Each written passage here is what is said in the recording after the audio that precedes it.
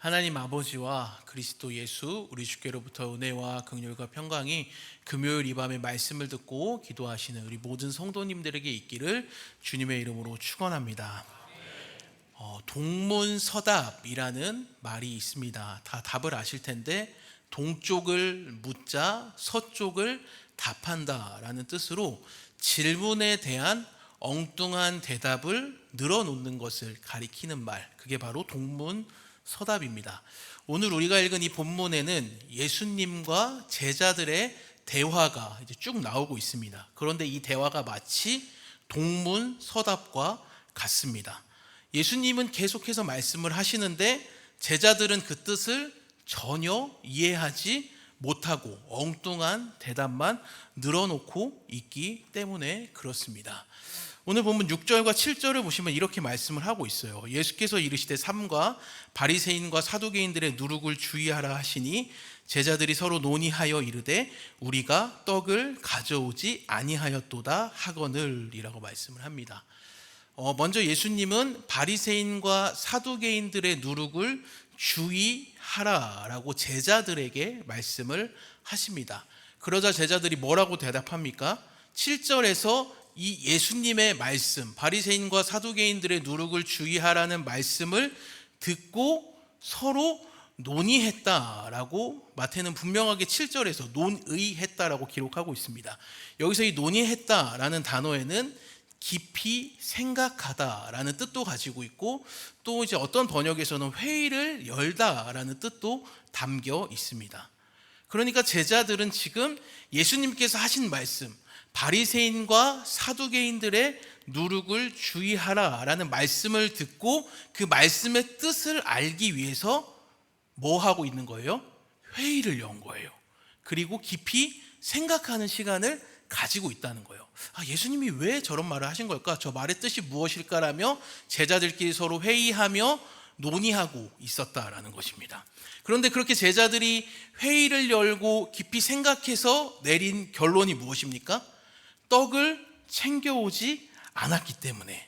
그래서 누룩에 대한 언급을 하시는구나. 그게 바로 회의에 대한 결과. 그게 7절에 나오는 거예요. 그럼 정말 예수님은 제자들이 떡을 가져오지 않았기 때문에 누룩에 대한 말씀을 하신 걸까요?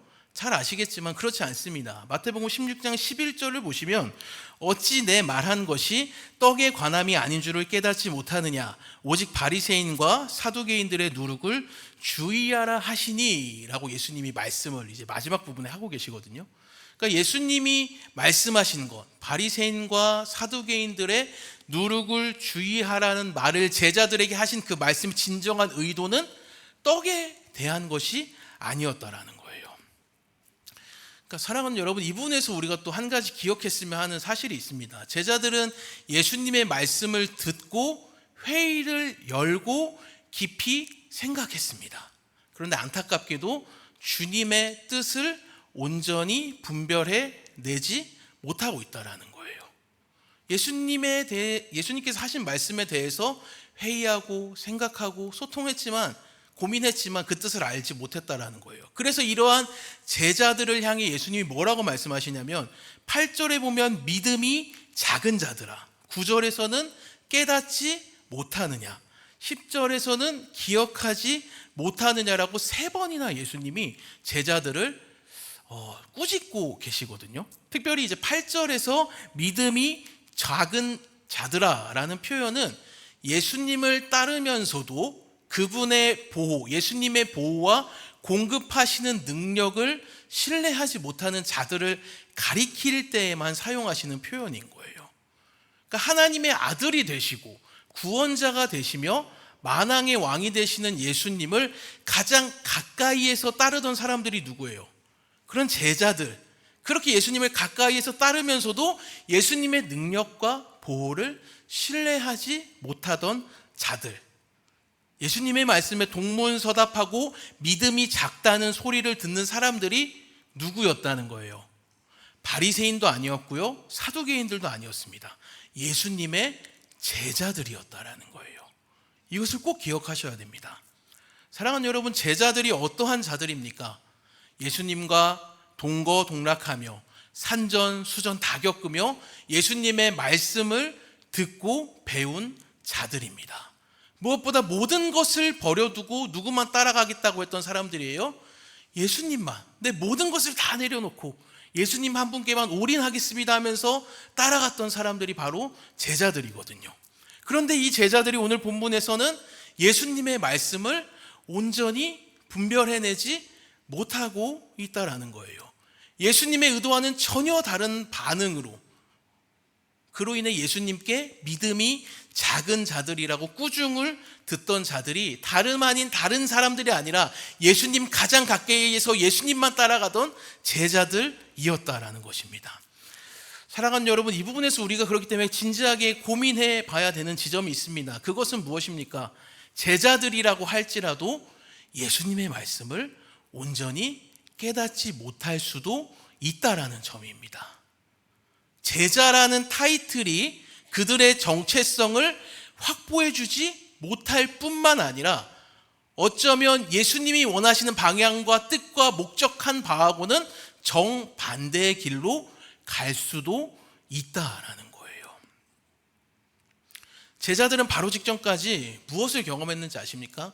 예수님의 말도 안 되는 놀라운 기적, 그분만이 메시아임을 선명하게 드러내시는 기적을 경험했습니다.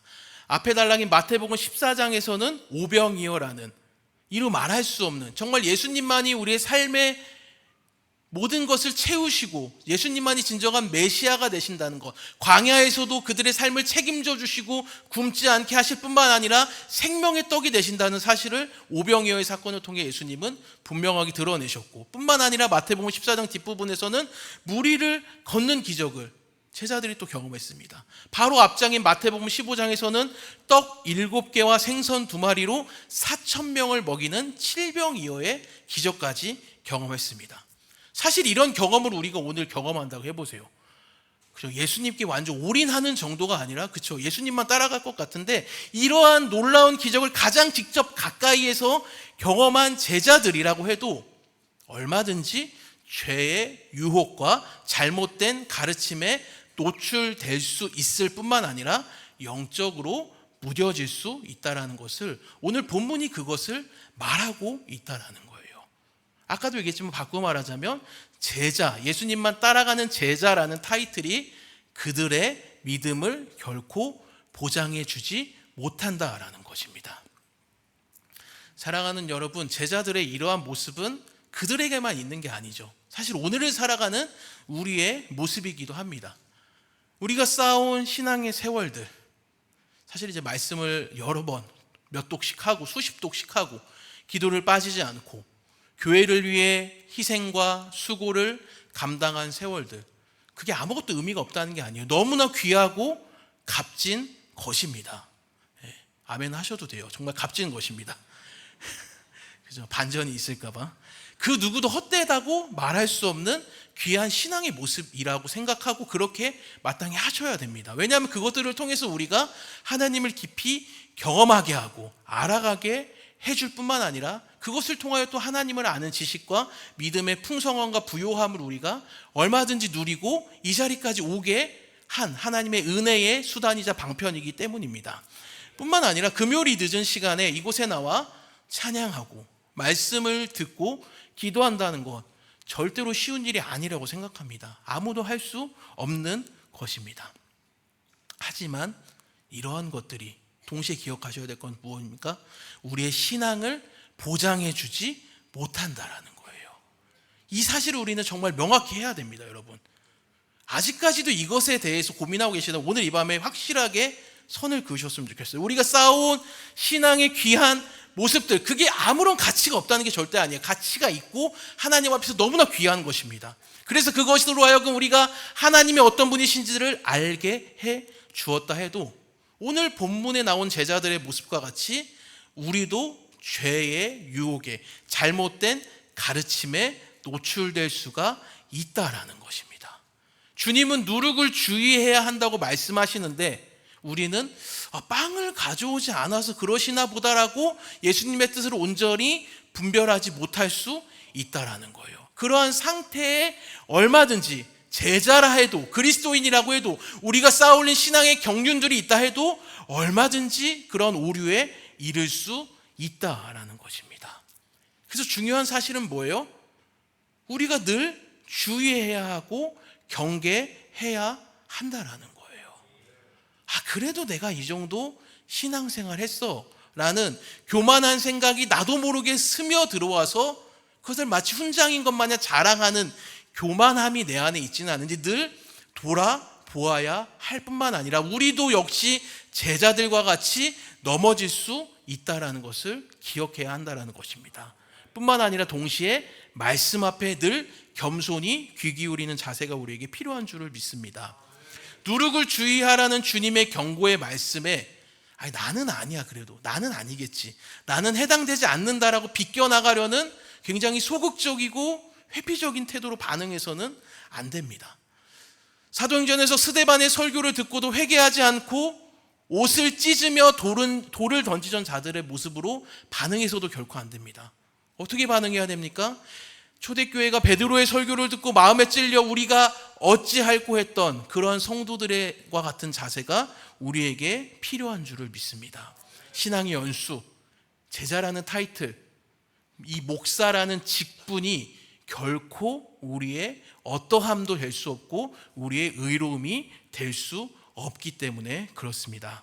바라기는 우리도 제자들과 같이 얼마든지 주님의 뜻을 온전히 분별하지 못하는 실수와 죄를 반복할 수 있음을 기억하며 늘 우리 자신을 말씀의 기준에 비추어 돌아보고 잘못된 부분들이 있다면 회개하고 돌이키는 은혜가 오늘 이 밤에 있기를 주님의 이름으로 간절히 축원합니다. 그렇다면 이제 제자들에게 바리새인과 사두개인들의 누룩을 주의하라고 하신 그 주님의 말씀이 떡을 가져오는 것을 잊었구나가 아니었다면, 떡에 대해서 말씀하신 게 아니었다면 진정한 뜻이 있었을 거 아니에요. 그 어떠한 뜻을 가지고 있는 걸까요? 11절과 12절을 보시면 어찌 내 말한 것이 떡에 관함이 아닌 줄을 깨닫지 못하느냐, 오직 바리새인과 사두개인들의 누룩을 주의하라 하시니 그제서야 제자들이 떡의 누룩이 아니요 바리새인과 사두개인들의 교훈을 삼가라고 말씀하신 줄을 깨달으니라 라고 말씀을 합니다. 예수님은 6절에서 한 번, 그리고 11절에서 한 번, 총 2번이나 제자들에게 바리새인과 사두개인들의 누룩을 주의하라고 반복해서 말씀을 하십니다. 특별히 방금 읽은 11절에서 주님은 내가 그렇게 말한 것이 떡에 관해서 말한 것이 아니다 라고 말씀을 하시는데, 12절에서 제자들은 그때서야 그 누룩이 떡의 누룩을 말씀하신 것이 아니구나, 바리새인과 사두개인들의 교훈을 삼가라고 말씀하신 것이구나 라는 사실을 깨달았다라고 마태는 기록을 하고 있어요. 그러니까 정리하자면 예수님이 말씀하신 누룩은 뭘 가리키는 거냐면 바리새인과 사두개인들의 교훈, 가르침을 가리킨다라는 것입니다. 다시 한번 반복합니다. 이 누룩이 가리키는 것은 바리새인과 사두개인들의 교훈, 그들의 가르침을 가리킨다는 거예요. 그렇다면 바리새인과 사두개인들의 교훈이 어떠한 것이었기 때문에 예수님은 그것을 누룩이라고 표현하시고 그리고 주의해야 된다고까지 경고하셨을까요?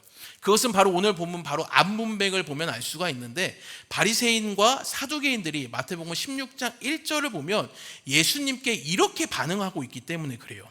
16장 1절을 보시면 바리새인과 사두개인들이 와서 예수님을 시험하여 하늘로부터 오는 무엇을 구했다고 합니까? 표적 보이기를 청했다라고 말씀하고 있습니다.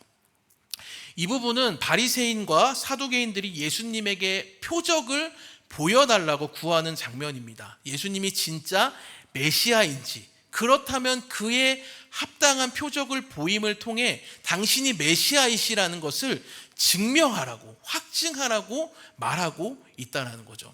사실 이렇게 표적을 구하는 것 자체는 죄라고 볼 수는 없습니다. 구약에서 보면 여러 번 참 선지자에게는 표적이 있어야 된다라고 말씀하기 때문에 그러는데, 하지만 이것이 예수님께 죄가 되는 이유는 바리새인과 사두개인들이 지금 예수님께 표적을 구하는 다른 의도가 있었기 때문에 그러는 것인데, 방금 1절에 나오듯이 예수님을 시험하기 위해 표적을 구하고 있다라는 거예요. 여기서도 역시 예수님을 시험했다 해서 이 시험했다라는 단어는 우리가 잘 아는 이제 사복음서에서 우리가 잘 아는 40일 금식 후에 마귀가 예수님을 찾아왔던 세 가지 시험의 그 시험했다라는 표현에 다 등장하는 그거와 똑같은 단어예요. 그러니까 마귀가 예수님을 시험했다에 사용된 단어와 같은 단어가 여기서 반복되어 사용되고 있었다라는 거예요. 그러니까 정리하자면 뭐예요? 바리새인과 사두개인들은 지금 예수님을 넘어뜨리려는 목적을 가지고 예수님을 시험하기 위해 표적을 구하고 있다라는 거예요. 마귀가 했던 시험의 방식을 그대로 사용해서 말이죠.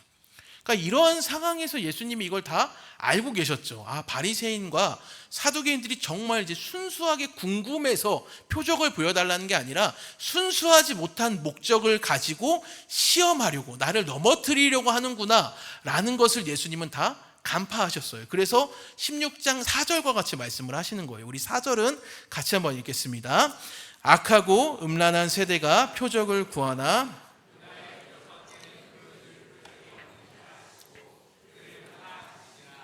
아멘.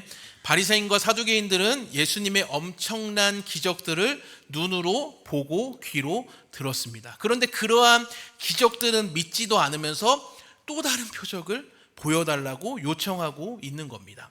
이처럼 바리새인과 사두개인들이 표적을 구하는 것은 계속 반복되지만 정말 예수님에 대한 정말 단순한 호기심, 순수한 호기심과 궁금증 때문이 아닌 거예요. 4절에 나오듯이, 방금 읽으면 4절에 나오듯이 악하고 음란한 목적을 가지고 예수님을 시험하고 넘어뜨리려고 표적을 구하고 있다라는 것입니다. 만약에 예수님이 이들의 요구대로 표적을 보여달라고 했으니 하늘로부터 오는 표적을 예수님이 눈 딱 한 번 감고 내가 한 번은 보여준다 하면서 보여줬다고 해볼게요. 그럼 바리새인과 사두개인들이 수긍을 할까요? 더한 요구를 할 거예요. 언제까지요? 예수님이 실족하고 넘어질 때까지 말도 안 되는 근거와 억지를 부리면서 계속 보여달라고, 또 보여달라고, 또 다른 방식으로 보여달라고 표적을 계속해서 구할 것이 분명했습니다. 그렇다면 이것이 의미하는 바가 무엇이겠어요? 왜 표적을 보여달라고 하겠어요? 궁극적으로 바리새인과 사두개인들은 예수님을 지금 믿고 있는 거예요? 믿지 않고 있는 거예요? 믿지 않고 있다라는 거예요. 예수님에 대한 믿음이 없는 거죠. 예수님이야말로 우리에게 진정한 생명을 주시기 위해 이 땅에 오신 그리스도라는 것을 믿지 않았기 때문에 이들이 이렇게 예수님께 표적을 구하고 있다라는 것입니다. 그러니까 정리하자면 바리새인과 사두개인들이 표적을 구함으로 예수님을 시험했다라는 것은 예수님을 하나님의 아들로 인정하지 않고 성경에 기록된 대로 인류를 구원하실 메시아로 믿지 않았다라는 것을 의미하고, 이것을 한마디로 하자면 예수님이 누구신지, 어떤 분이신지 제대로 알지 못했다라는 것까지 이어질 수 있는 거예요. 누가요? 바리새인과 사두개인들이 그랬다는 거예요. 여러분, 이건 굉장히 놀라운 사실입니다. 바리새인과 사두개인들이 사실은 굉장히 좀 안타까운 게 설교 때마다 등장해서들 이렇게 앞담화를 당하거든요. 그러다 보니까 우리가 굉장히 좀 별거 아닌 사람들처럼 여기는데 굉장히 탁월한 종교 지도자들이었어요. 그 누구보다 구약 성경을 읽고 암송하고 늘 가지고 다니면서 사랑했어요. 율법을 어떻게 하면 잘 지켜서 하나님을 사랑할 수 있을까를 끊임없이 고민하며 생명까지 걸던 사람들. 탁월한 종교적 열심을 가지고 하나님만을 내가 사랑한다고 자부하던 사람들이 바로 바리새인과 사두개인들이었다라는 거예요. 그런데 이들이 예수님을 바르게 알지 못합니다. 예수님이 누구신지, 그분이 어떠한 일을 이루기 위해 이 땅에 오셨는지에는 전혀 관심이 없는 거예요.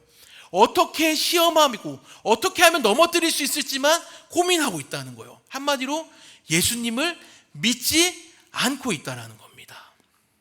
누가요? 종교 지도자들, 바리새인과 사두개인들이 말입니다. 예수님은 이러한 바리새인과 사두개인들의 모습을 너무나 잘 아셨습니다. 메시아를 기다리고 기대한다던 이들이 오히려 메시아를 넘어뜨리려고 한다는 사실을 너무나 잘 알고 계셨어요.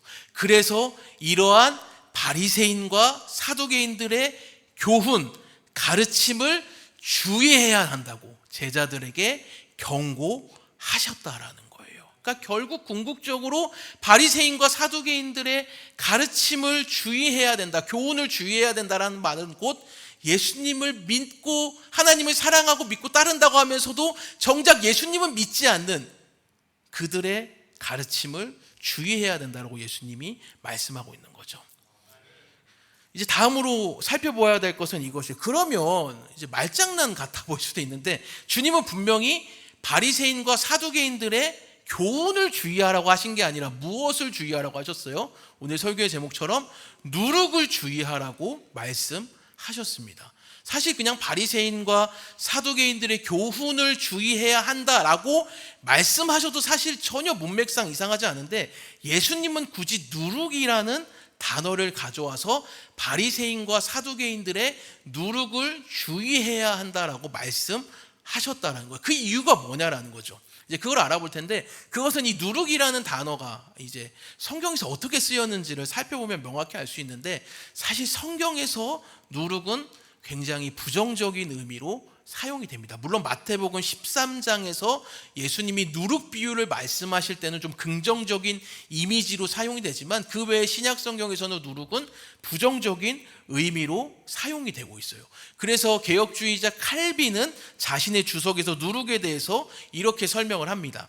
그리스도께서 누룩이라는 단어를 하나님의 순전한 말씀과 반대되는 의미로 사용하신 것이 분명하다. 성경에서 이 단어 누룩은 대체로 원래의 순수성을 해치는 외부로부터 온 어떤 이질적인 것을 가리키는데 사용된다라고 말하고 있어요. 여기서 핵심은 원래의 순수성을 해치는 외부로부터 온 이질적인 것, 그게 바로 누룩이라고 말하고 있다는 거예요.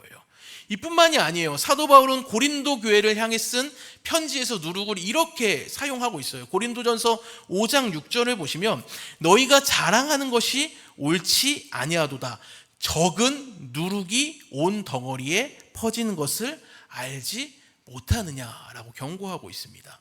사실 이 본문은 교회 내에서 음행하는 자가 있을 때 쫓아내야 하는 이유에 대해 사도 바울이 말하는 말씀인데 음행하는 자는 마치 누룩과도 같은 역할을 한다고 말씀을 하는 거예요. 그래서 적은 양의 누룩이 온 덩어리에 퍼지는 것처럼 빵을 크게 부풀게 하는 것처럼 음행하는 자 하나로 인해 온 교회 공동체가 어려움을 당할 수 있으니 음행하는 자를 쫓아내야 한다라는 표현을 쓰려고 누룩이라는 이미지를 가져와서 사도 바울이 사용하고 있다라는 것입니다. 또 이러한 의미가 담긴 말이 우리나라 속담에도 몇 가지가 있습니다. 두 가지만 소개하면 미꾸라지 한 마리가 온 웅덩이를 흐린다. 어물전 망신은 누가 다 시킨다? 다 잘 아시네요. 꼴뚜기가 다 시킨다가 있죠. 그러니까 어떠한 맥락인지 아시겠습니까? 그러니까 핵심은 이 누룩이라는 이미지는 한 사람 혹은 적은 사람들의 숫자라고 할지라도 그들이 저지른 악행이나 기행으로 인해 전부를 망가뜨리게 되니 조심해야 한다라는 의미를 가지고 있다라는 거예요. 그러니까 결국 예수님도 이와 같은 의미로 지금 사용을 하고 계시는 거예요. 바리새인과 사두개인들의 교훈을 누룩이라고 규정하시고 제자들에게 주의해야 된다라고 말씀하고 계시다라는 거예요. 바꾸어 말하자면 바리새인과 사두개인들의 방식을 따르지 말라라고 말씀하시는 거예요. 왜 그렇습니까? 그들은 누룩과도 같이 적은 양으로도 굉장히 큰 악영향을 미치는 자들이었기 때문에 그렇다라는 거예요. 바리새인과 사두개인들 그들의 외적인 모습은 너무나 완벽했습니다. 그 누구보다 탁월한 종교심이 있었습니다. 시간을 정해놓고 금식합니다. 기도하고요, 구제합니다. 하나님을 빠짐없이 예배했어요. 그러나 예수님이 누구신지 바르게 알지 못했습니다. 그리스도에 대한, 메시아에 대한 잘못된 관점과 시각을 가졌습니다. 한마디로 믿음이 없었다라는 거예요. 그 결과 무엇으로 이어지는 거예요? 자신들의 끝없는 그 종교심을 자랑합니다. 기득권만을 내세우는 바리새인과 사두개인들의 이러한 모습은 그들에게만 머물고 끝난 게 아니라 이스라엘 전체에 악영향을 미치게 되었습니다. 마치 적은 누룩이 반죽 전체를 부풀게 영향을 주는 것처럼 말입니다. 마태복음 23장에서 예수님이 이들에게 화를 선포하시거든요. 바리새인과 사두개인들에게. 그때 선포하시는 말씀을 빌리자면 이들은 바리새인과 사두개인들은 천국 문을 사람들 앞에서 닫고 자기들도 못 들어갈 뿐만 아니라 들어가려는 자도 못 들어가게 만들어버린 사람들이라고 말씀을 하세요. 또한 끝없는 외적인 종교심으로 인해 박하와 회향과 근체의 11조까지, 그렇게 굉장히 작은 것 하나까지도 디테일하게 11조를 드렸지만 정작 11조에 담긴 정신, 정의와 긍휼은, 믿음은 버렸다라고 말씀을 합니다. 그리고선 자신들의 이러한 위선적인 모습을 배워야 된다고, 따라야 된다고 백성들에게 끊임없이 외치고 가르치던 자들, 그들이 바리새인과 사두개인들이었거든요. 그 결과 이스라엘은 어떻게 된 거예요? 바리새인과 사두개인들만 메시아를 못 알아본 것이 아니라 그들의 그러한 가르침, 잘못되고 위선적인 가르침으로 인해 이스라엘 백성들 전체가 메시아에 대해 그릇된 시각을 가지게 되는 거죠. 단순히 군사적으로 우리를 로마에서 해방해 줄 자, 정치적인 구원을 가져다 줄 자, 내 삶을 단순히 평탄하게 해줄 자 정도로만 인식하고 잘못된 믿음을 가지게 되었고, 결국에는 이스라엘 백성들이 그리스도를 십자가에 못 박게 만드는 자리까지, 예수 그리스도가 아니라 바라바를 풀어주고 선택하는 자리까지 나아가게 되어 버렸다라는 거예요. 사랑하는 여러분, 이 부분에서 우리가 명확히 기억했으면 하는 진리가 있습니다.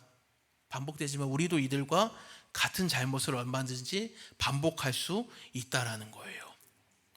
예수님이 누구신지 바르게 알지 못한 채 주님이 정작 전혀 원하시지도 않는 그 종교적인 행위, 위선들을 끊임없이 반복하며 하나님 앞에 서는 그날까지도 내가 잘하고 있는 건가, 정말 하나님을 기쁘시게 하는 건가라는 그것도 제대로 분별하지 못한 채 최후를 맞이할 수 있다는 것입니다. 그래서 우리 주님은 마태복음 7장에서 나더러 주여 주여 하는 자마다 다 천국에 들어갈 것이 아니라고 말씀하셨던 거예요. 한 가지 예를 들어볼게요. 만약 여러분의 집에 그렇지 않기를 바라는데 바퀴벌레 한 마리가 들어왔다고 한번 가정을 해볼게요. 한 마리는 별로 아닌 것 같은 10마리가 들어왔다고 가정해 볼게요. 100마리가 들어왔다고 해볼게요. 어떻게 하시겠습니까? 잡아야죠. 그리고 끝납니까? 다시는 바퀴벌레가 틈타지 않도록 혹시 알이라도 나왔을지도 모르니까 퇴치제를 여기저기 설치하고 소독하고 난리가 날 겁니다.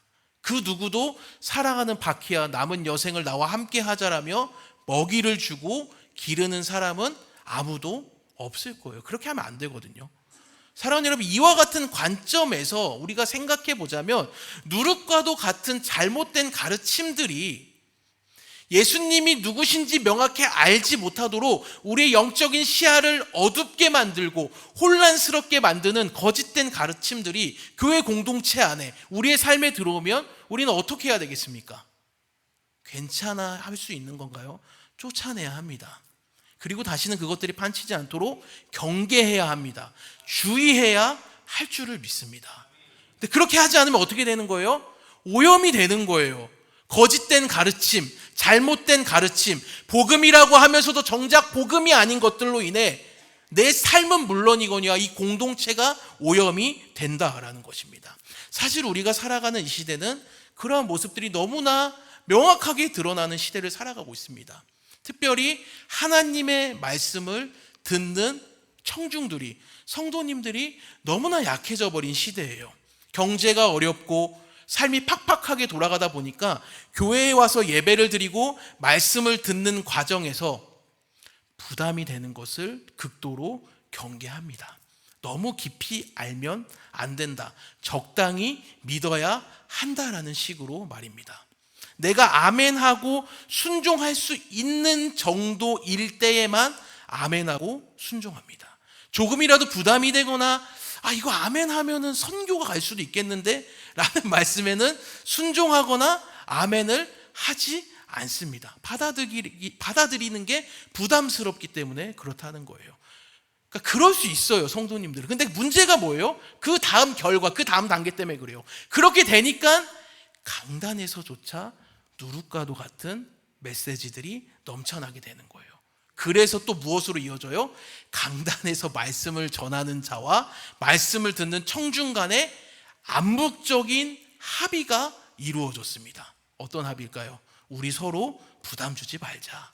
서로 부담이 되도록 하지 말자라는 계약서를 쓰거나 협의한 것도 아닌데 암묵적인 그런 합의가 이루어진 거죠. 그렇다 보니 필연적으로 죄에 대한 지적과 언급이 아주 깔끔하게 사라져 버렸습니다. 그리스도인의 영광스러운 삶의 방향성과 목적성이 오직 십자가를 지고 나를 부인하는 삶이 되어서, 그래서 나를 너무나 사랑하셔서 하나뿐인 생명을 내어주신 그리스도께서만 빛나는 삶을 살아야 하는 것이 우리의 삶의 최종 목표고 우리의 삶의 늘 목적성과 방향성이 되어야 된다는 것을 더 이상 외치지 않습니다. 대신에 뭐라고 하는 거예요? 괜찮아, 좀만 참으면 돼. 그러면 하나님이 복 주실 거야. 사랑하는 여러분, 우리 구주께서 생명을 내어주심으로 구원하셔서 십자가에서 피를 절절하게 흐리심으로 우리를 구원하신 그 성도의 영광스러운 삶, 그리스도의 하나뿐인 생명과 맞바꾼 성도의 삶이 언제부터 이렇게 저급한 복타령이 되어버렸냐는 거예요. 언제부터 인간의 귀를 즐겁게 하고 만족을 주는 것만이 강단에서 선포되기 시작했습니까? 한 가지 더 예를 들어볼게요. 계속 진지해지니까. 저희 집에 이제 둘째 딸이 있는데 요즘에 이제 19개월 됐는데 뽀로로에 빠져 있습니다. 그래서 뽀로로 노래를 틀어주면 온갖 애교를 다 부리고 춤을 춥니다. 사실 오늘도 저녁 시간에 잠깐 집에 갔다가 딸의 애교를 보고 싶어서 뽀로로를 틀어줬어요. 그러니까 어제도 퇴근해서 뽀로로 노래를 틀어줘서 이제 딸의 춤 실력과 애교를 이제 감상하고 있었는데 뽀로로 노래 가사에 제가 완전히 꽂혀버렸어요. 가사를 한번 소개시켜 드릴게요. 이제 자막은 없는데 제목은 바라밤이라는 노래입니다. 노래는 뽀로로가 불렀습니다. 가사의 이제 일부예요. 나쁜 일, 슬픈 일, 힘든 일은 다 있고 좋은 일, 기쁜 일, 행복한 일들만 생길 거야. 짜잔, 헤이. 제가 웃기려고 이 가사에 꽂혔다는 거 말씀드리고 소개하려는 게 아니에요. 왜 꽂혔을까요? 이걸 복음이라고 강단에서 선포하는 시대를 살아가고 있어서 기가 막혔기 때문에 그런 거예요. 여러분, 이건 복음이 아닌 거예요. 이런 메시지가 들으고 싶으십니까? 집에 가셔서 유튜브에 뽀로로의 바라밤입니다. 검색하시고 실컷 들으세요. ASMR처럼 들으시고 일상에서 틀어놓고 들으시면 되는 거예요. 왜 이런 복음이 아닌 것들이 왜 강단에서 계속 선포되는 걸까요?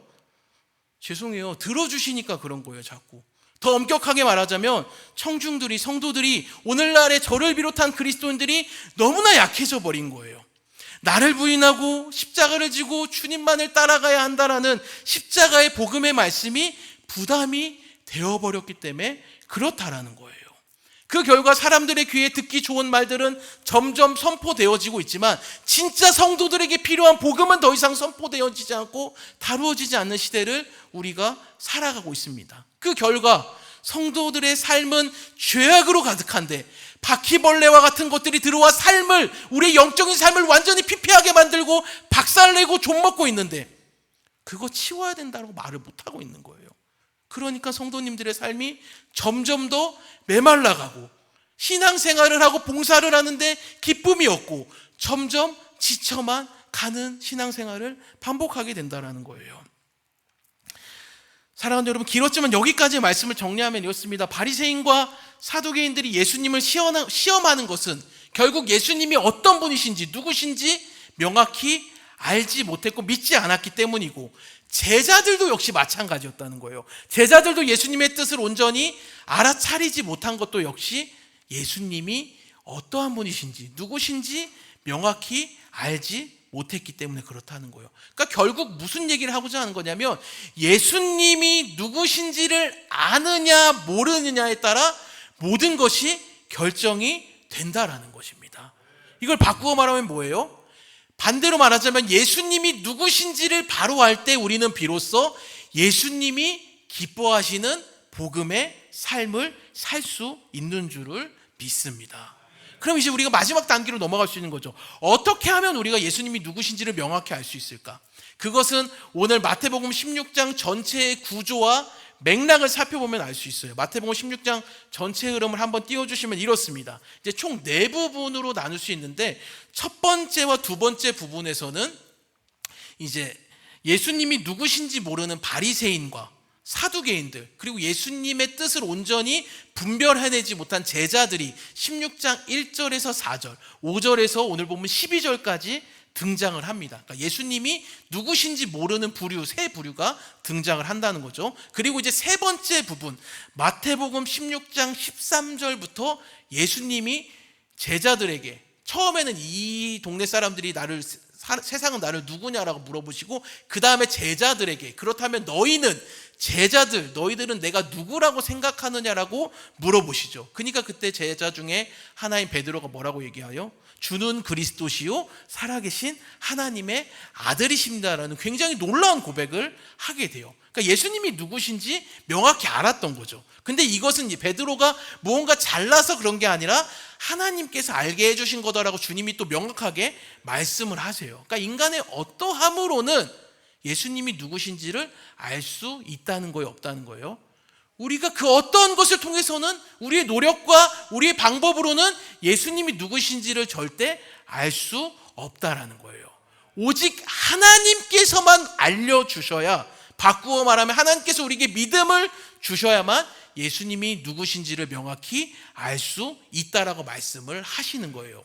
그리고 나서 마지막 네 번째 부분, 마태복음 16장 21절에서 28절에서 예수님은 드디어 첫 번째 순환 예고, 이제 내가 십자가에 달려 죽을 것이다 라고 말씀을 하시면서 이제 그렇기 때문에 너희가 나를 따라오려면 이렇게 해야 된다를 말씀하세요. 그게 마태복음 16장 24절이에요. 함께 읽도록 하겠습니다. 이에 예수께서 제자들에게 이르시되 누구든지 나를 따라오려거든. 아멘. 사랑하는 여러분, 십자가를 지고 나를 부인하는 것, 그것만이 우리에게 예수님이 누구신지를 명확하게 알려준다라는 거예요.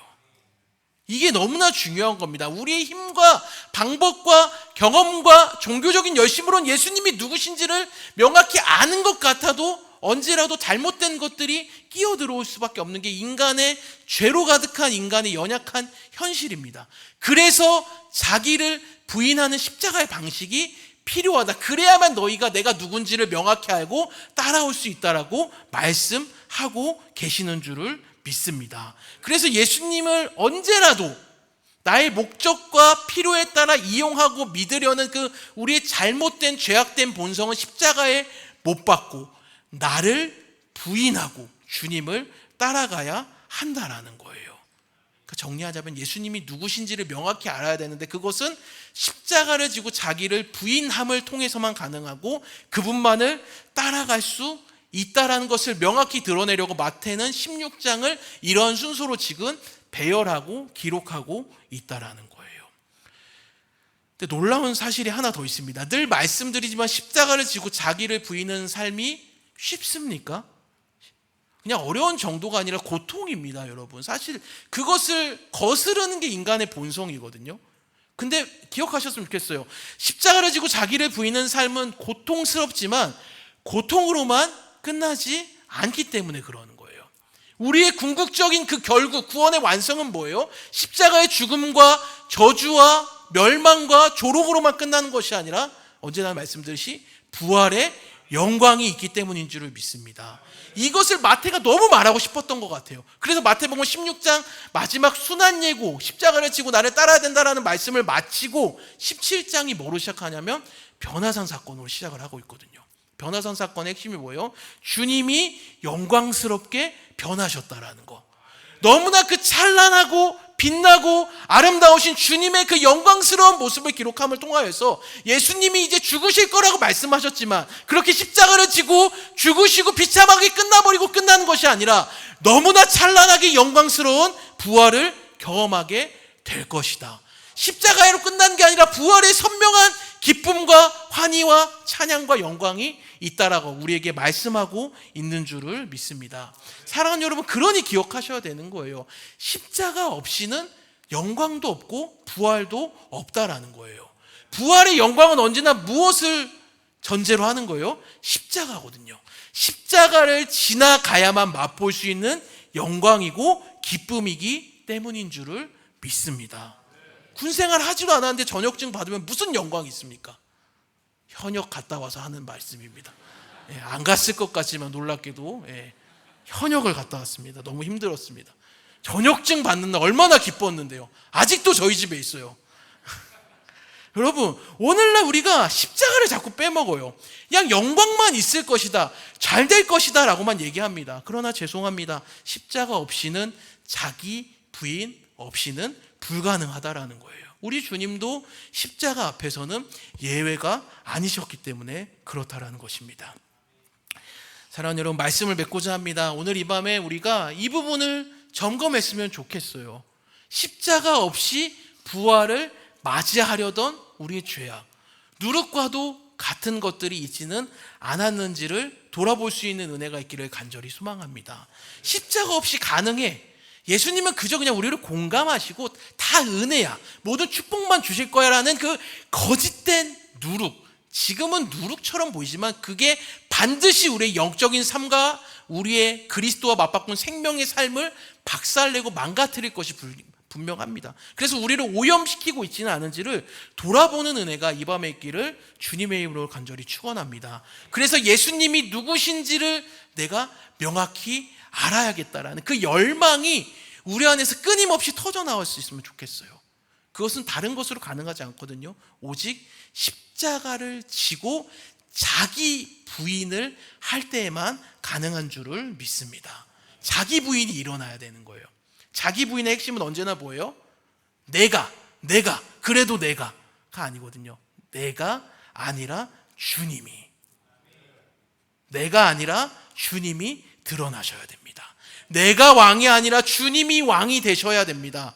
나를 위해 십자가에 달리신 주님만이 진정으로 내 삶의 주인이 되시고 통치자가 되셔서 주님만 빛나고 드러나시는 삶을 살기를 원합니다.